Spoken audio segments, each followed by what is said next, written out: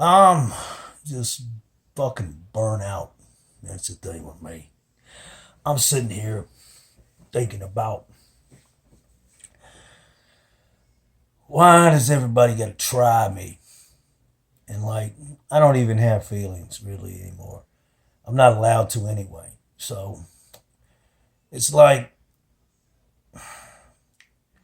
you ever that saying, it's the thought that counts. It's not what people say and do. Actually, it's the thought behind the shit that they do. My thing is, I've seen, I've seen, you know,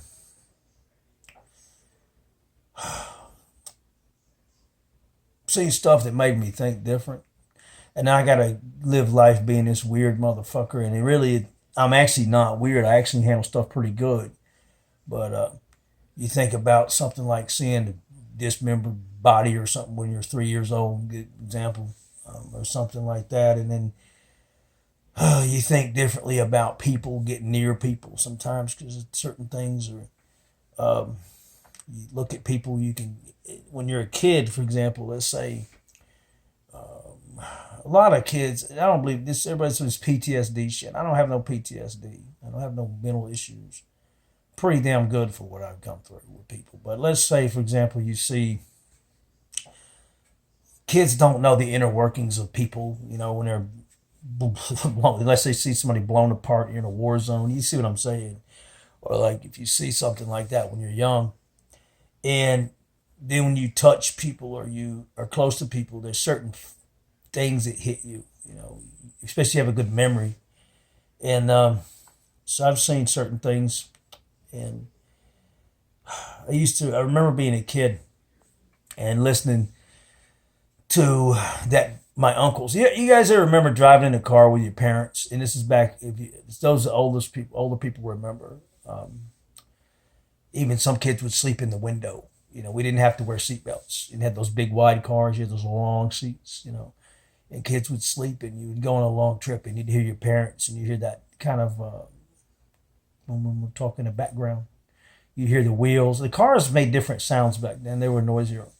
So I remember my parents. We would drive up north to see my uncle and aunt, and we would come back down. And I remember that long trip. It's an interstate, and it's dark. They didn't have as many street lights either. So you laid there, and me and my brother would lay there. Sometimes our brother would lay up in the window part two. That's where I remember that. And we lay down the big ass car. We had like a big Impala or a station wagon one time, and we would go all the way back on that trip. And your parents would be up there talking, and it's just kind of a comforting feeling. I've heard people say it before, but I don't know if there's a name for that. Like when you hear your parents, no, no, no, da, da, da, da, da, da, da, they're just talking to each other. And you hear that, it's comforting feeling. Kind of makes me think of what it must be like when you're a baby and you're not born yet and you're hearing your mother's voice. Similar. Probably that's why it was so comforting as a child, because it reminded me of that. So anyway, I remember, yeah, and it's dark. I get it. It's dark here. But it's how I feel anyway. So that deal was we would ride home and have that comforting thing.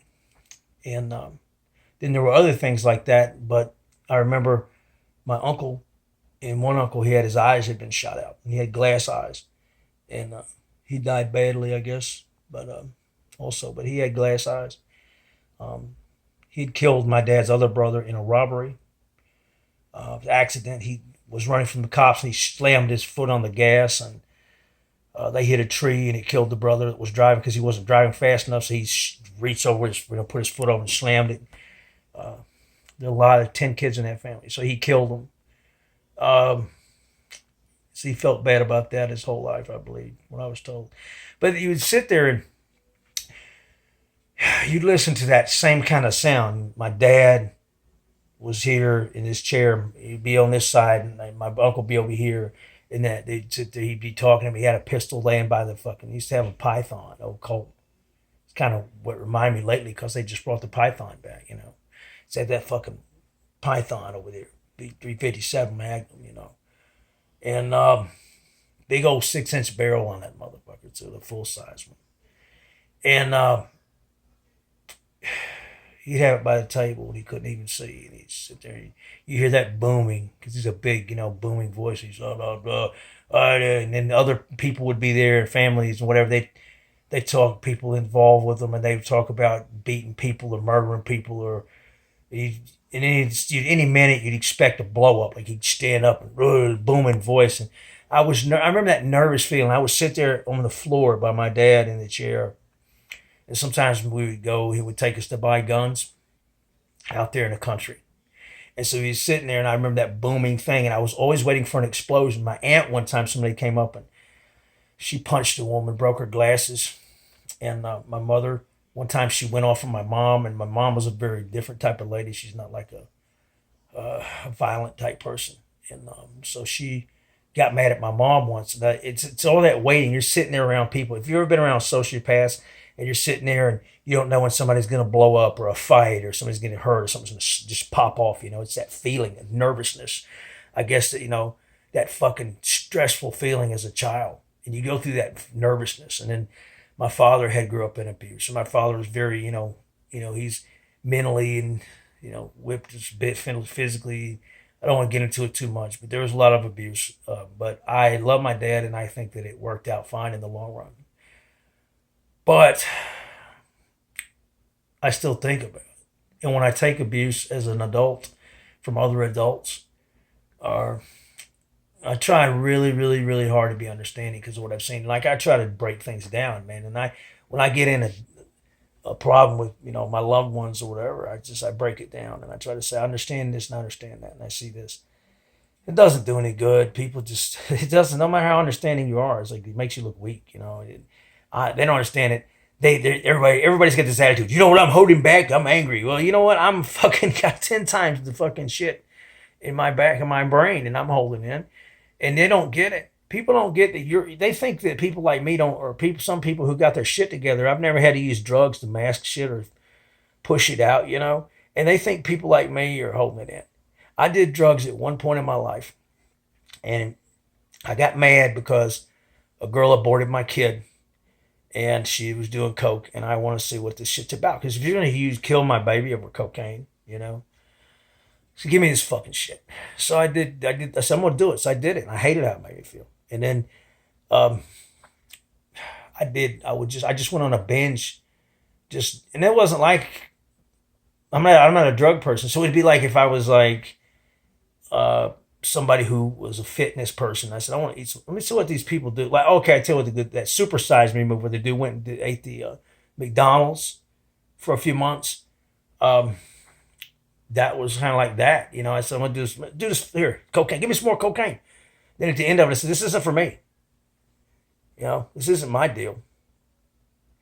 One of my friends, John had a drug problem. He's over it now. He's doing great. Maybe John will even watch this video, but John snapped at me. He was one of the people that said, look, this ain't you. You're doing coke. What the fuck's wrong with you? So you don't know what I can't explain it. It's like an experiment. It's not something I plan on doing for very long. But the funny thing is people always accuse me of doing cocaine because of my personality. I get accused. I've had people say they did coke with me that never did and accuse me of having a coke problem, and I never had one. It's like, I wouldn't even know how to get it. And I had so many run-ins with drug dealers and fights and shit. And I think back, I went through 4 gang wars, and I remember Michael almost getting shot, and I saved his life. I saved 2 people's life in 2 situations where they turned on me, and they weren't supposed to. Like I was wrong for doing it, and then I've been really loyal to all my friends, and it just hasn't paid off in a lot of ways. But I'm burnt out. I'm holding things in.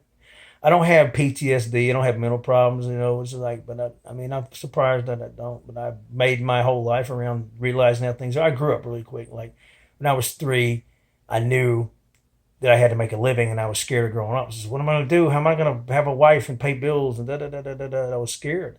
3 years old, I got a scar here because I hid under the coffee table and busted my head on the coffee table. I remember everything. I make it a point. My nose is itching. She goes, oh, he's doing coke. He's lying. I've got some kind of ear infection or something. But anyway, that said, I try really hard. I mean, harder than most people, I believe. Because I mean, I've worked really hard for my dreams, and I'm sitting here working for somebody else. And it's a decent company, you know, but a lot of people don't like me. I don't do what other people do, and then I don't know about football. I don't get, smoke weed and stuff like that a lot of people do in my life, and I know. And I don't have tattoos. I don't do a lot of shit other people do. So it's like, I'm just me. And then people act like I'm a bullshitter. I'm full of shit, and I'm pretty much straight up, straightforward, and honest. Like, I'll tell stories, but they're true stories. But it's what's sad is, it's like my friend Ron. Maybe you're watching this, Ron.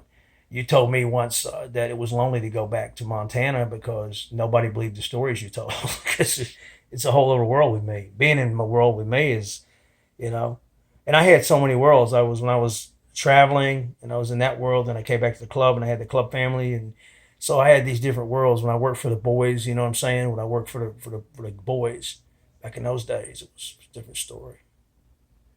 So yeah, I've had a lot of transitions, you know, and so when I sit here and I see people, they try to say hurtful things or insult me.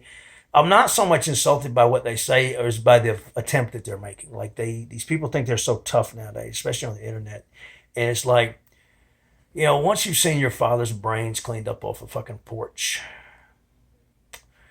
you ever see your dad? I never thought my dad was old. A lot of people don't see me as an old man because I come across like a younger guy than I am because I stay in shape. I work out. My dad was a similar way, in the same way.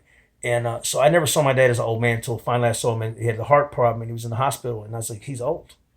And then he fell off the back of a truck because the medication was wrong. And I was, no. And that was like, as mean as he had been to me and all the fears that I had, as a child, I still loved him. And when I was running the company for him, and I saw him, there's that final time, that first time that I felt Dad was old.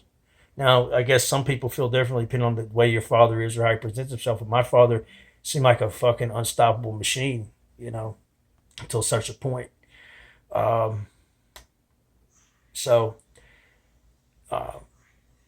often compare him to Al. You ever see Al Pacino? How he's, no matter how old he is, he's like da da da da. He's just go go go, and you can see that in me, and you can see my father was that way to a point. We're not a lot alike at all. But then I start looking at him. There's a lot we have in common with our energy and our friendliness. He's a very friendly guy to people.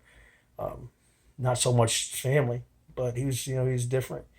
And the reason I don't like dogs like a lot of people do is because Dad would come home and love on the dogs, and you could hear this high pitched voice, loving the dogs. And then I would look at him and talk to me. What? And I remember I had a dog when I was little, and it got run over. My dad made a joke out of it because it was a Dachshund, whatever, Dachshund. Now I don't know how to pronounce it. We just call them Dachshunds, but wiener dog. It got hit by a Datsun, which is now Nissan, but back in the day, Nissans were called Datsuns. So it hit the dog, and my dad said, "Your dog's gonna get hit by a Datsun." Ha ha ha. And then they thought it was funny. And then when my grandmother died, he told us to shut up and quit crying because the worms are eating her. He said, "Well, the worms are eating now. Shut up. What are you boys crying about? That's your grandma's worms eating her. That's not her." That's one of my favorite stories about my dad. So that was that kind of way I grew up. And then my dad, when I saw him slumped over, and I saw that deal. It was weird. You see a slumped over thing that it represents this shell that represents all these things to you, fear, and my brother was different too because when we turned the life support off, and they said when it counts down he'll be gone, then he's dead when the number goes to 0, and so we're watching it. I don't know if you've ever unplugged life support, but it was going backwards, and the whole time I was seeing it, I was just memories, like thinking of him in the creek and giggling and laughing, and us getting, when he's a little boy, and getting those, catching fish we had a big seine net. You know what that is? We're seining out the fish out of the thing and catching snakes. And I remember him just being little. Never was a big guy. And I remember all those memories, because we had so much problems when he got on drugs, and when he was older, and all my good memories are when we were kids. And I just thought about him being a little boy and me taking him in the woods, and us doing our little camps and things when we moved to the woods. And um, it's like a big piece of me is gone with losing two people like that. You know, my mom's gone. It's gonna be even worse. It's just, it's like you just aren't yourself anymore. You're all these people. You know. I mean, I don't know. Maybe I overthink it, but dad and your kids, you lose your kids. It's like all these pieces. You get all these pieces, and you start losing pieces. You know. As you get older, you lose pieces, and you're just sitting here, and nobody gets it. And these people who are so stupid about kids, like they don't have kids, and they pro-abortion people that don't have children, or people who these people, that are so whatever about life kind of people. They don't understand. That's why you have mass shooters, because they go out there and they listen to these attitudes that other people have that are like that, and basement dwellers, and they go out here and they don't see having themselves having children. They don't think about killing somebody else's babies because they never had them. They don't understand how it makes you feel to have a child and how much fear there is in losing that kid. It's just a fucking TV show to them. It's like watching John Wick go shoot a bunch of people. They don't fucking care. We don't make people care anymore.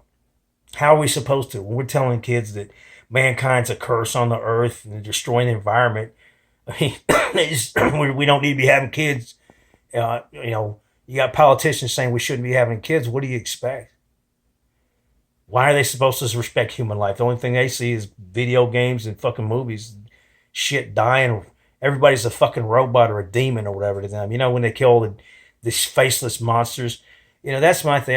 What I can't stand about these superhero movies is they have these faceless minion things that fucking all look like, there's no personality. You know, they just come down wings or robots or fucking whatever they are, and they just kill them like nothing, swatting 20 of them around, Hulk spinning them, stepping on them, whatever, crushing their skull, and they're nothing. And that's how people tend to think of other people nowadays, especially as, I prefer dogs to humans. And all you know, I understand is all this crap just builds up your lack of respect for humanity. Yeah, people suck and they're bad, but you can't sit around being negative thinking that all day, you know? Because what good does that do? Where does that fucking go? And at the end of the day, where does it go? It goes to, I don't care if I take somebody's fucking kids out with a fucking AR-15 because, you could take all the guns out of the world, but you can't take that out of people's heart because it's being pushed. Mankind's being pushed as a fucking curse. I read an article about cats yesterday, and it starts off talking about cats are a scourge on the earth, and they're killing wounded animals, tracking. They can kill 70, 80 animals a day. They're fucking these big killers and da-da-da-da.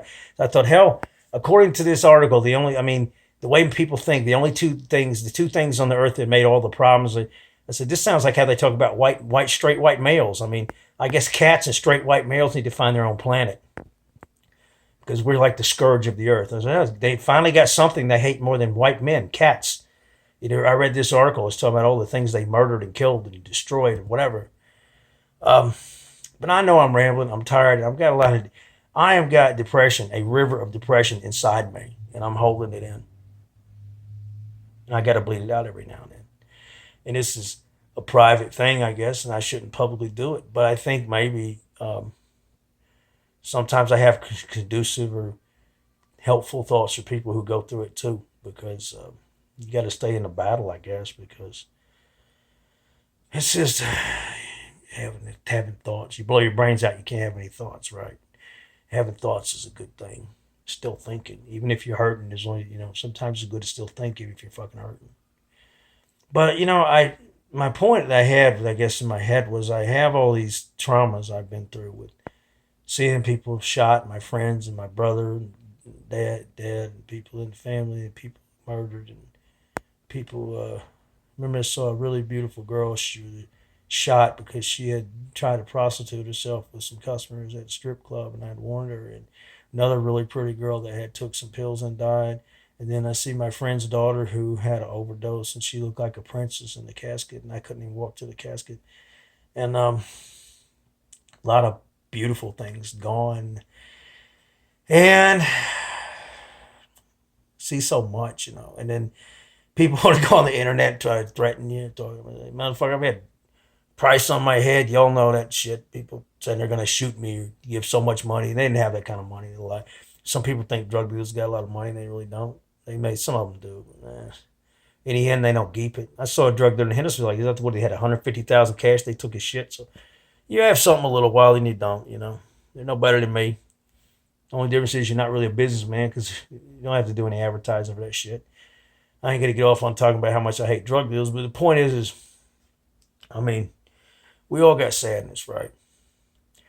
Some's different than others. My sadness is stuff I can't explain because I try to. It makes me sound like I should be crazy. And I got things I can't talk about because it would make other people look bad. And I just tell you this, I went through some things that most people would snap or do different, react to differently, and I've reacted to them very well. So that's when I get mad at people like, you can't handle yourself. You got no patience, you know. You got anger management problems. I really don't, because if you knew some things about what's going on in my life, you'd be like, this guy's got his shit together really good. And I feel I do. But I'm just getting tired. I'm getting tired. I don't like what's going on in the country. I don't like people that are not seeing what's going on and they think they do. And they don't see what the big thing is I don't like people trying to take away our ability to survive or defend ourselves from what's coming. If they with the gun thing, they don't realize how many bad armed people are there that they'll never get guns away from. They don't see bad people. They think there's a way don't have to be around them. But they think that people who are around it are because they don't have education or good jobs and it's their own fucking fault they live in a bad neighborhood. They don't see that shit spills out to them too. They don't see that eventually it will get them. When you see somebody in Belle Meade that got their house broken, I had a lady, her house was broken into. A woman got through the dog door, junkie. She told her a bunch of lies, and she's like, I couldn't believe she told me this story that she's running from an abusive boyfriend that beat her up, and it was really wasn't the case at all. So she was whacked out on meth, running from the cops, and she broke into the lady's house. Lady's trying to help her. She could have killed that lady too. She could have just made a different decision, killed her when she caught her there, you know, and she figured that out. She was getting cameras put in. So these people figure it out, but sometimes too little, too late. They don't get it. But I am trying to stay happy. And things that you would think would destroy most people don't bother me. But I am bothered and irritated by the thoughts that people have. It's not what they say, it's the thought that they just think they can come in here and fucking push somebody. And I'll tell you what, like I said, I've been through people shooting at me, trying to kill me. I've seen people I love dead in bad ways. I've been in a coma. I've fucking flipped 6 times off a cliff in a car because of a drunk driver. I still have headaches. I'm having really, really bad. I ain't gonna lie, I've been having bad fucking pains in my scar tissue in my head. It's been hurting lately really bad. Sometimes I think I'm gonna have a fucking stroke or a fucking brain or aneurysm or something. I worry about that kind of shit happening to me. I do. I have really bad nightmares. I tell you guys this, I usually sleep 2 to 4 hours at the most. I've been trying to sleep 5 hours or 6 hours lately. It's been helping a little bit. But I have really bad scar tissue pain in my scars here in my scalp, and it hurts really bad. And I don't know if something is going to happen to me or not. So I want you guys to remember, and this is for my kids too, this is to remember the kind of guy I was. And I'm not really angry, but I'm angry for what I call righteous anger about things that I think are hurtful. So if you don't understand me, you don't have to. But this is where I'm at. I'm in a dark place, as you can see. But my thing is I want to believe things can get better and get fixed, you know. We ain't all going to get along. There's too much division being pushed in the world. We can't. Everybody thinks they're right. The only thing that's going to do it is something's going to have to happen to show who's right. And that's the problem. Is if what really needs to happen is going to hurt a lot of people. It's going to cause a lot of pain for a lot of people and a lot of suffering. But if it doesn't happen, nobody's going to be able to say, this is why we're the way we are. You're going to see it.